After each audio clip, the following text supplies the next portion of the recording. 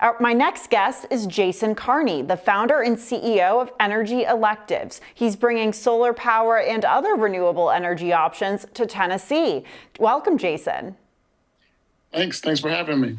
Jason, just to start off with, much of your mission with Energy Electives involves bringing renewable energy, like solar, for example, to communities of color. Walk us through some of the disparities that exist right now in the energy sector. Okay, well, I would just say, there's two sides to the energy sector. There's the operations and doing things like the installing of solar, and then there's also the reception or the consuming of energy. And so from the perspective of solar, on the consumer side, we know that data shows that even if you correct for income and home ownership, that African Americans don't adopt solar at the same rate as other demographic groups. So that's one of the things that I learned as I already kind of understood it empirically from my own experience, but learned that other people are doing great research around this. And from the kind of construction side of it, solar is basically construction. I had a veteran of the solar industry tell me that this is basically a construction business. It's just that we are installing solar panels. So if you look at disparities in the construction industry or disparities in our society as well, solar is just an offshoot or a microcosm of the overall disparities that we have. The only difference is our resource is the sun, and that there is no disparity in the sun. It's available to everyone.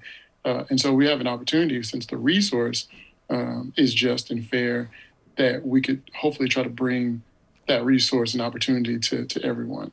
Yeah, absolutely. And in terms of, making the industry and the workforce more diverse, how can we get to that point? We see that in other organizations, other corporations, and government, for example. We see, many people setting goals, looking to make their workplaces more diverse. But how does it work in this industry, which is, so incredibly niche, I would say?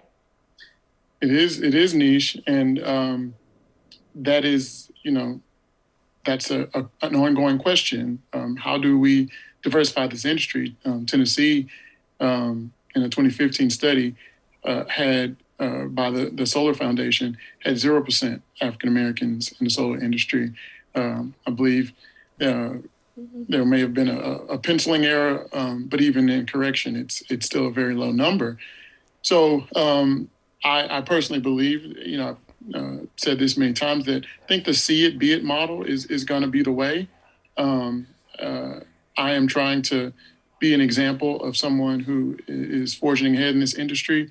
And I think I think it's fairly proven that if we see someone that looks like us or comes from our culture or just is familiar in some way, that it is encouraging once you see the opportunity, and then connect that with kind of a line of sight to how to get to that opportunity. And I think just trying to be an example of someone who is looking to be successful in this industry is one way of going about it.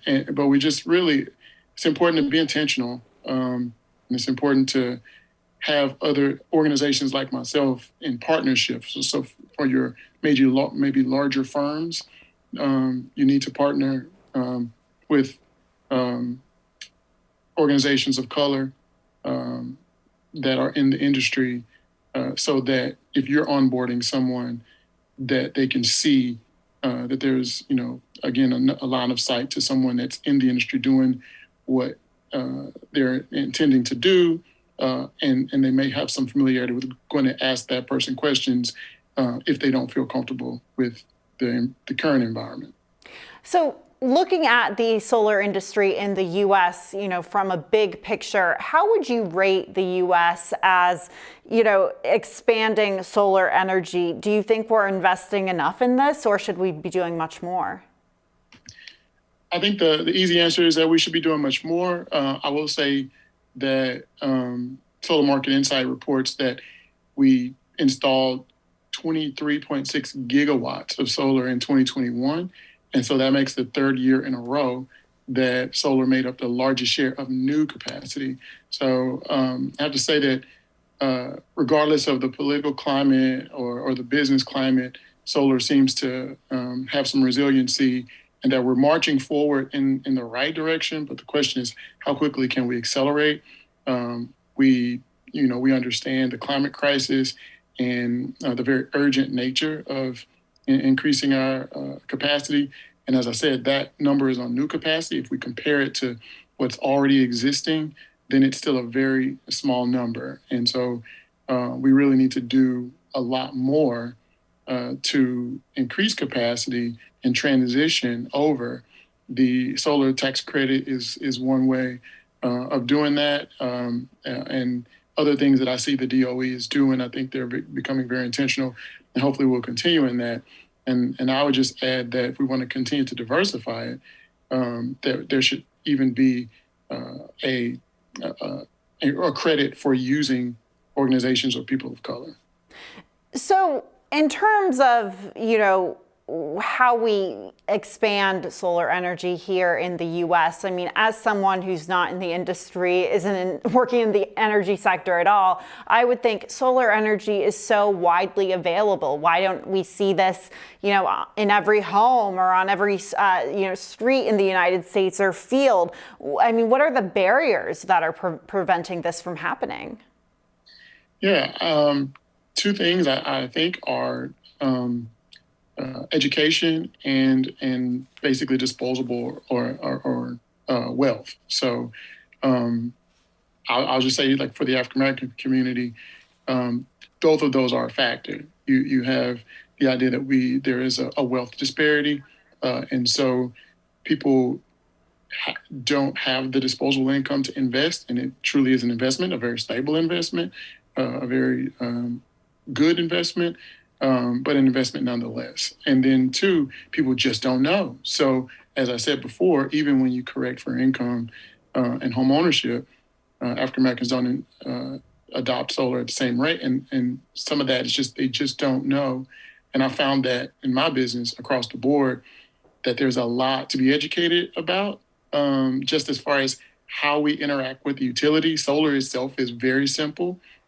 Sunlight hits panels, turns it into power. That power is converted to usable power, and we use it in our homes and buildings.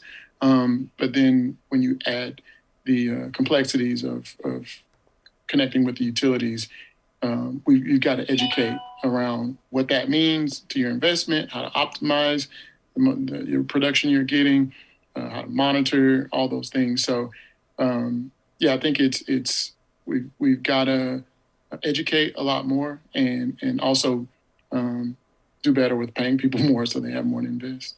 Absolutely, absolutely. Well, Jason Carney, founder and CEO of Energy Electives, thank you so much for the good conversation. We hope to keep it going soon. Very thankful to be here. Thanks.